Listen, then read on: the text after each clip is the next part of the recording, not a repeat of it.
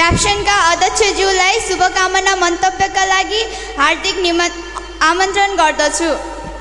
आज यस सिद्धपाइला बोर्डिङ स्कुलको 17औं वार्षिक साधारण सभाका अभिभावक तथा कार्यक्रमका सभा अध्यक्षज्यू, व्यवस्थापन समितिका अध्यक्षज्यू, यस कार्यक्रमका प्रमुख अतिथि वीरेन्द्रनगर नगरपालिकाका नगर प्रमुखज्यू, विशिष्ट अतिथि शिक्षा प्रमुखज्यू, विशेष अतिथि प्याप्सन केन्द्रीय प्राज्ञिक सदस्य, प्याप्सनका प्रदेशका पदाधिकारीज्यूहरू, जिल्ला कार्य समितिका सम्पूर्ण पदाधिकारीज्यूहरू लगायत सदस्यज्यूहरू र अन्य सङ्घ संस्थाबाट उपस्थित सम्पूर्ण अतिथिज्यूहरू लगायत सञ्चारकर्मी मित्रहरू र आजका धरोहर केन्द्रबिन्दु अभिभावकज्यूहरू र आफ्ना नानी बाबुहरूको भविष्य उज्जवल गराउनको लागि यो सिद्धपाइला इङ्ग्लिस मिडियममा आफ्ना नानी बाबुहरूलाई एडमिसन गरेर आफ्ना नानी बाबुहरूको उज्जवल भविष्यको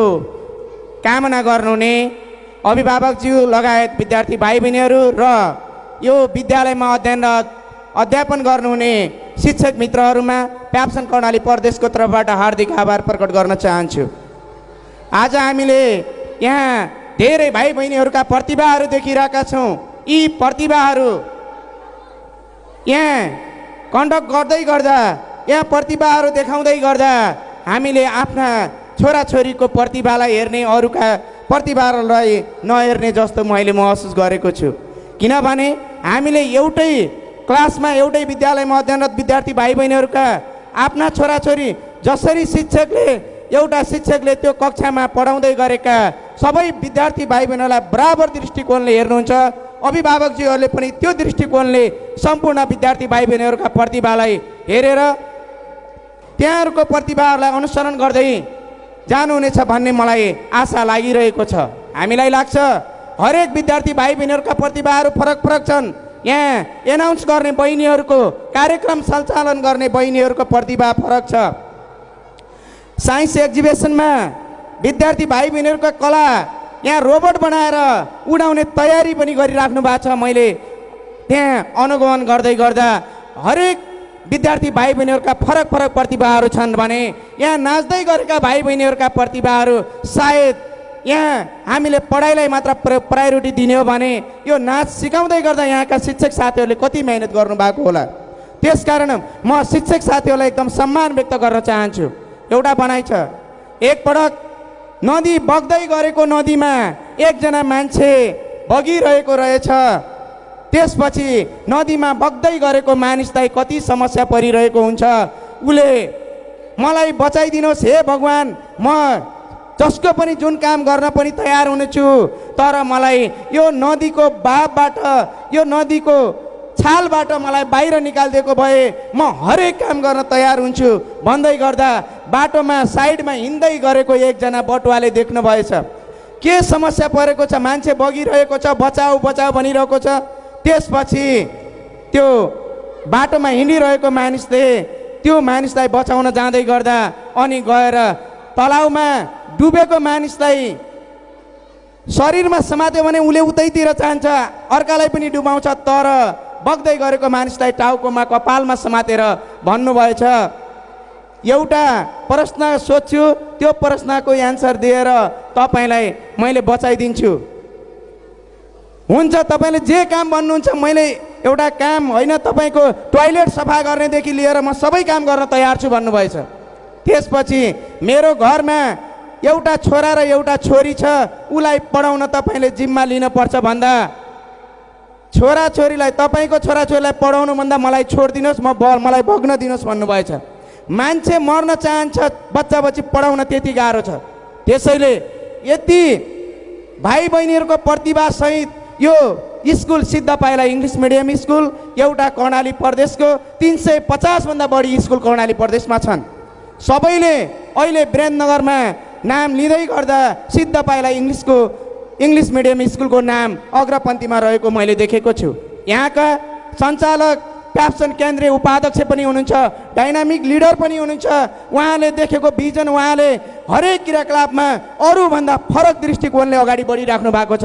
तपाईँ हामीलाई थाहा छ, उहाँले यो देशमा मात्र होइन, हरेक देशमा बाहिर भएका शिक्षाका हरेक क्रियाकलापहरूलाई यहाँ ल्याएर आफ्नो स्कुलमा प्रयोग गरिराख्नु भएको छ। त्यो मैले महसुस गरेको कुरा हो। र यति मात्र होइन, प्याप्सनका हरेक गतिविधिमा उहाँको अग्रणी स्थान रहेको मैले देखेको छु। त्यसकारण प्याप्सन राष्ट्रिय उपाध्यक्षज्यूले सञ्चालन गरेको स्कुल अरूभन्दा फरक मैले यहाँ पाएको छु। त्यसकारण पनि म उहाँलाई विशेष धन्यवाद दिन चाहन्छु। अर्को कुरा, यदि हजुरहरूले यो सिद्ध पाइला इङ्ग्लिस मिडियम स्कुललाई यति माया गर्नुभएको छ, अझै यहाँका विद्यार्थीका भाइ बहिनीहरूका विभिन्न भएका कमजोरीहरूलाई, के कमजोरीहरू छन्, यहाँ आएर यहाँको प्रशासनमा यहाँका जुन हरेक शिक्षकज्यूहरूसँग त्यो कुराहरूलाई राख्नुभयो भने यो स्कुल यहाँ मात्र होइन, वीरेन्द्रनगरमा मात्र होइन, कर्णाली प्रदेशमा मात्र होइन, यो स्कुल नेपालको नमुना स्कुल बन्नेछ र अन्तर्राष्ट्रिय स्तरमा नाम राख्न सिद्ध पाइला इङ्ग्लिस मिडियम बन्नेछ। त्यसको लागि तपाईँ हामी सबै जुटेर मात्र यो स्कुल नमुना बन्ने कुराहरू म राख्न चाहन्छु। र अर्को कुरा, यो स्कुलमा पढाउन हरेक विभिन्न अवसरहरू हुन्छन् मानिससँग। त्यो अवसर यो सिद्ध पाइला इङ्ग्लिस मिडियमले दिएको छ। त्यो अवसरमा हामी अभिभावक विद्यार्थीले यो अवसरलाई टेकेर अगाडि बढ्नुभयो भने भविष्य सुनिश्चित छ जस्तो मलाई लाग्छ। र यहाँका शिक्षक मित्रहरू पनि यो अवसरमा हुनुहुन्छ, यहाँ सम्मानित विद्यार्थी भाइ बहिनीहरू हुनुहुन्छ, उहाँहरूलाई पनि म बधाई दिन चाहन्छु, शिक्षकज्यूहरूलाई पनि बधाई दिन चाहन्छु। यो नमुना काम सिद्ध पाइलाले गरिरहेको छ। त्यसैले सम्पूर्ण विद्यार्थी भाइ बहिनीहरू, अभिभावकज्यूहरूले हरेक क्षेत्रबाट सिद्ध पाइला इङ्ग्लिस मिडियमलाई नमुना स्कुल गराउनको लागि शिक्षक मित्रहरू, यहाँको सञ्चालक, सम्पूर्ण टिमहरू अग्रपन्थीमा हुनुहुनेछ भन्ने कुराहरू राख्दै जुन आज यो 17औं अभिभावक दिवस कार्यक्रम भव्य रूपमा सम्पन्न हुन गइरहेको छ, अभिभावकज्यूहरूलाई देखिरहेको छु। किन पनि माया गरिराख्नु भएको छ भने अहिलेसम्म पनि अभिभावकहरू यहाँ मञ्चमा कुर्सीमा हरेक दृष्टिकोणबाट बसिराख्नु भएको छ। त्यसैले यो स्कुल अरूभन्दा फरक रहेको मैले महसुस गरेको छु भन्दै सम्पूर्ण अभिभावकज्यूहरूले यो स्कुलमा अध्ययनरत विद्यार्थी भाइ बहिनीहरूलाई समान दृष्टिले हेर्ने, समाज परिवर्तन गर्ने र शिक्षामा परिवर्तन गर्ने मुखले मात्र भनेर हुँदैन। हामीले हाम्रो घर परिवारबाट संस्कारलाई परिवर्तन गर्दै गयौँ भने समाजमा शिक्षा हरेक क्षेत्रमा परिवर्तन हुने कुराहरू राख्दै सम्पूर्णलाई धन्यवाद दिँदै मेरो भनाइलाई यहीँ शेष गर्दछु। हस्त, धन्यवाद, नमस्कार।